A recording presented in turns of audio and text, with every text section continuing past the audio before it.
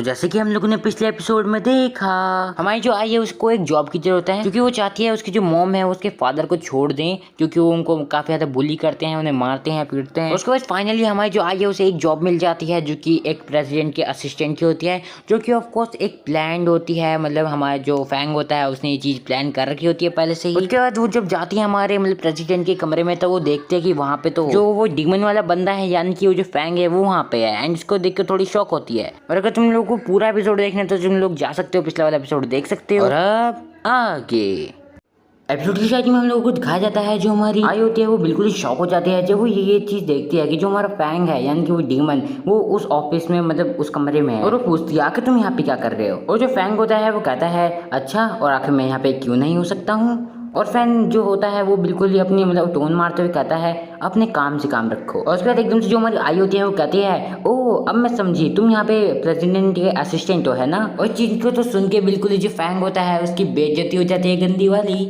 उसके बाद जो हमारी आई होती है वो हमारी फैंग से पूछती है वैसे ये बताओ कि आगे मिस्टर नैन दिखते कैसे हैं। उसका जो हमारा फैंग होता है वो कहता है तो अच्छा तो तुम बताओ कि आखिर तुम्हें क्या लगता है वो कैसे दिखते होंगे। उसका जो आई होती है वो कहती है मैं उनसे कभी मिली तो नहीं हूँ अभी तक, तो आखिर मैं इसे कैसे बता सकती हूँ कि मतलब कि आखिर वो कैसे दिखते होंगे। पर मैं एक चीज तो बिल्कुल ही श्योर हूँ उनके बारे में कि वो पक्का बहुत ही बड़े बेवकूफ़ है। मैंने जॉब के लिए अप्लाई किया था सपोर्ट स्टाफ के लिए और मतलब मेरी मंथली सैलरी जो होने वाली थी वो 3,000 के आसपास होने वाली थी और उन्होंने मेरे को प्रेसिडेंट का असिस्टेंट ही बना दिया और जिसकी सैलरी तो बिल्कुल ही रिच जैसी है। और उसके बाद इस बात को सुन के जो हमारा फैंग होता है बिल्कुल ही मनी मन में कहता है आखिर इस लड़की की हिम्मत कैसे हुई मेरे को एक अमीरी गधा बोलने की, एक ऐसा अमीर जिसके पास गधी जैसी अकल हो। उसके जो आई होती है वो हमारे फैन को कहती है तुम वही थे ना जिसने मेरे को हॉस्पिटल में छोड़ा था उस दिन, उस चीज के लिए मैं थैंक्स करना चाहती हूँ।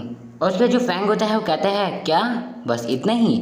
उसको आई कहती है चलो ठीक है मैं तुम्हारे लिए खाना खरीद लूंगी, ये कैसा रहेगा तुम्हारे लिए। और उसके बाद तभी हमारा जो रोमियो होता है वो कुछ अलग ही सीन करने लग जाता है जिसके बारे में मैं नहीं बताऊंगा। और जो हमारे मतलब आई होती है वो भी उसे दूर करने की कोशिश कर रही होती है। और तभी हमारी एक लड़की जो होती है वहाँ पे जो कि मतलब हेड होती है उस सपोर्ट स्टाफ वाले की, तो वहाँ पे उसे वो देख लेती है ये सब कांड करते हुए।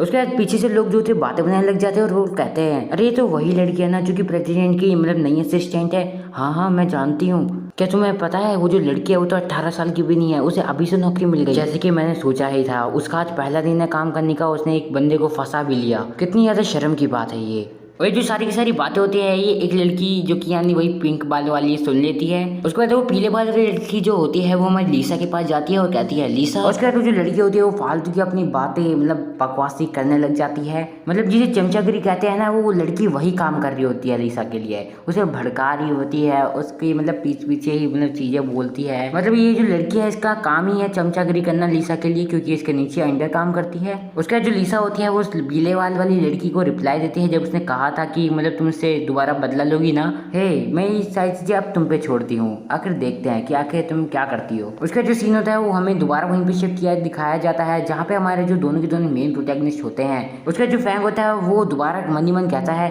अरे नहीं ये फिर से फीलिंग वही आ रही है। उसका जो फैंग होता है वो उसे छोड़ देता है और कहता है चलो ठीक है आज के लिए बस इतना ही, चलो सिम्प मैं तुमसे दोबारा कभी मिलता हूँ। उसके बाद जो हमारा फैंग होता है वो वहीं से मुड़ जाता है और उसके बाद पता नहीं कहाँ चले जाता है। और जो हमारी मतलब आई होती है वो उस बंदे को देख के काफी ज्यादा डर रखी होती है। और जो आई होती है वो मनी मन बोलती है आखिर ये बंदा क्या है, मतलब इसने पहले तो मेरे बॉयफ्रेंड को लूटा, आई मीन मतलब मेरे बॉयफ्रेंड को छीन लिया मेरे से और आखिर ये मेरे साथ ऐसी चीजें कर ही क्यों रहा है। उसके बाद तभी कोई पीछे से जियो जियो को आवाज लगाता है। उसके बाद जब हमारी जो आई होती है वो पीछे मुड़ती है तो वो एक लड़की को देखती है जो कि उसे कहती है आई लीसा तुमसे एक डॉक्यूमेंट को प्रिंट कराना चाहती है तो तुम वैंग हुई के पास जाओ जो कि सर्विस डिपार्टमेंट में ही है एंड उससे ये काम करा के ले आओ। उसका जो हमारी मतलब आई होती है वो बिल्कुल मान जाती है इस बात के लिए और वो कहती है चलो ठीक है। उसका सीन जो दोबारा शिफ्ट होता है हम लोगों को दिखाया जाता है इस बार सर्विस डिपार्टमेंट को, जहाँ पे एक जो लड़की होती है वो हमारी आई को कुछ डॉक्यूमेंट दे रही होती है और कहती है ये रहे तुम्हारे डॉक्यूमेंट जो तुम्हें चाहिए थे। और जो आई होती है वो उसके लिए थैंक्स करती है हुई को। जो वांग हुई होती है वो कहती है अरे नहीं कोई बात नहीं,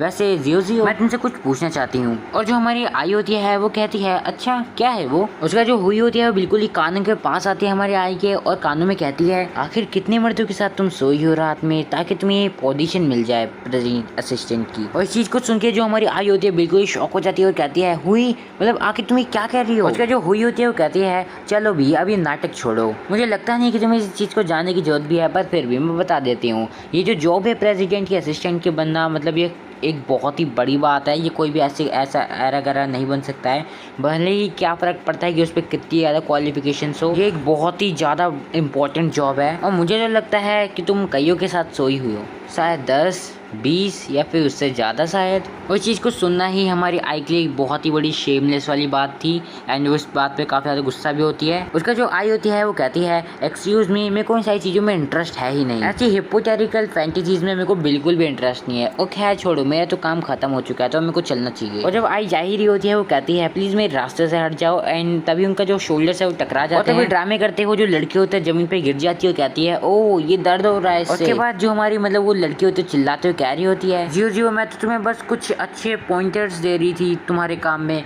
पर आखिर तुमने मेरे को मारा क्यों। और जो आई होती है इस बात से काफ़ी ज़्यादा नाराज़ होती है। वो मन ही मन बोलती है क्या कहा इसने, क्या मैंने इसके ऊपर अभी अभी हाथ उठाया, कब उठाया मैंने इसके ऊपर हाथ। उसके बाद वहाँ पे जितने भी लोग होते हैं सारे के साथ दोबारा बातें बनाने लग जाते हैं आई के बारे में। और वहाँ पे एक लड़की होती है जो कि पीले बाल वाली लड़की से कह रही होती है क्या ये वही है प्रेसिडेंट की नई असिस्टेंट। मैं तो बिल्कुल भी विश्वास नहीं कर सकती हूँ कि आखिर मतलब कि यहाँ पे आके अब मतलब प्रॉब्लम्स भी करने लगी। कितनी ज़्यादा अनोइंग चीज़ है ये। और वो पीले बाल वाली लड़की भी मतलब आग में घी लगाते हुए कहती है हाँ देखो ये कितनी ज़्यादा इनोसेंट लगती है, बिल्कुल कितनी ज़्यादा मासूम, पर ये तो एक ड्रामा क्वीन है। उसके जो आई होती है वो चिल्लाते हुए कहती है मैंने ऐसा कुछ भी नहीं किया है, मैंने तो इसे मारा भी नहीं है। और तभी वो पीले बाल वाली लड़की आग में दोबारा घी लगाते हुए आ जाती है वहाँ पे मसले में और कहती है तुमने ये किया है, मैंने तुम्हें देखा है, मेरी इन दोनों आंखों से मैंने देखा कि तुमने ह्यू को मारा है। और उसके बाद वो जो लड़की होती है वो हमारी आई को चाटा मार देती है और कहती है तुम अपनी मर्जी से किसी को भी बुली नहीं कर सकती हो। क्या तुम ये सच में सोचती हो कि तुम अपनी बॉडी का इस्तेमाल करके मतलब टॉप तक जा सकती हो। तुम्हारी जैसी लड़कियों को तो सबक सिखाना ही चाहिए। और जो आई होती है वो चाटा खाते हुए कहती है तेरी तो। और पहले तो सिर्फ वो 2-3 थे पर अब तो ये बिल्कुल पूरे डिपार्टमेंट में ही ऐसी खबरें फैल गई।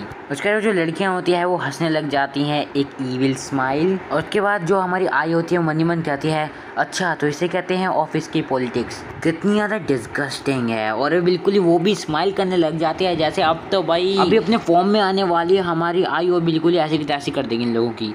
उसके बाद जो आई होती है वो उठ जाती है और कहती है वो अगर मैंने अपनी बॉडी का इस्तेमाल करके मतलब ये जॉब पाई है, लेकिन आखिर तुम होते कौन हो जो कि मुझको ऐसे जज कर रहे हो। और तभी जो हमारी आई होती है वो उस पीले बाल वाली लड़की को बिल्कुल एक चाटा जड़ के देती है। उसके बाद जो पीले बाल वाली लड़की होती है उसे भी काफ़ी ज़्यादा गुस्सा आ जाता है जब वो एक चाटा खाती है। और उसके बाद वहाँ पे एक बंदा आ जाता है जो कि कहता है आगे यहाँ पे क्या हो रहा है। उसके बाद वहाँ पे तभी लैन आ जाता है जिसको देख के सारे लोग चुप हो जाते हैं, साइड में हो जाते हैं। हाँ ये वही बंदा है जो यहाँ का मैनेजमेंट डायरेक्टर है जिसने आई को हायर किया है। उसके बाद लैन को आके देख जो हुई होती है वो हमारे मिस्टर लैन को कहती है मिस्टर लैन आप बिल्कुल सही समय पे आए हैं। आज जो है वो सबकी इंसल्ट कर रही है, वो भी बिना किसी बात के, और बल्कि उसने मेरे को मारा भी है बहुत, और इसी की वजह से मैं काम भी नहीं कर पा रही हूँ। उसके बाद जो हमारा मिस्टर लैन होता है वो थोड़ा सोचते हुए कहता है अच्छा अगर ऐसा है तो थोड़ी देर वहाँ पे शांति बनी रहती है, क्योंकि लैन जो है वो सोच रहा होता है कि आखिर क्या करना है। उसके बाद लैन सीधे कहता है मुँह पे ठीक है फिर कल से काम पे मत आना।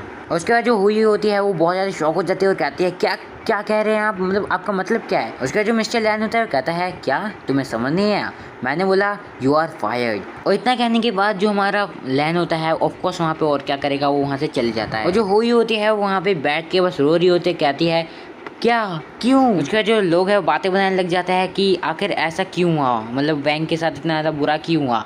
लगता है कि जो मिस्टर लैन है वो भी हमारे जियो की मतलब फेवर में है। और तभी दूसरी लड़की कहती है मेरे ख्याल से उसने अपनी लाइन ही क्रॉस कर दी थी। और जो पहली वाली लड़की होती है वो कहती है मेरे ख्याल से जो लड़की है ये कुछ तो है।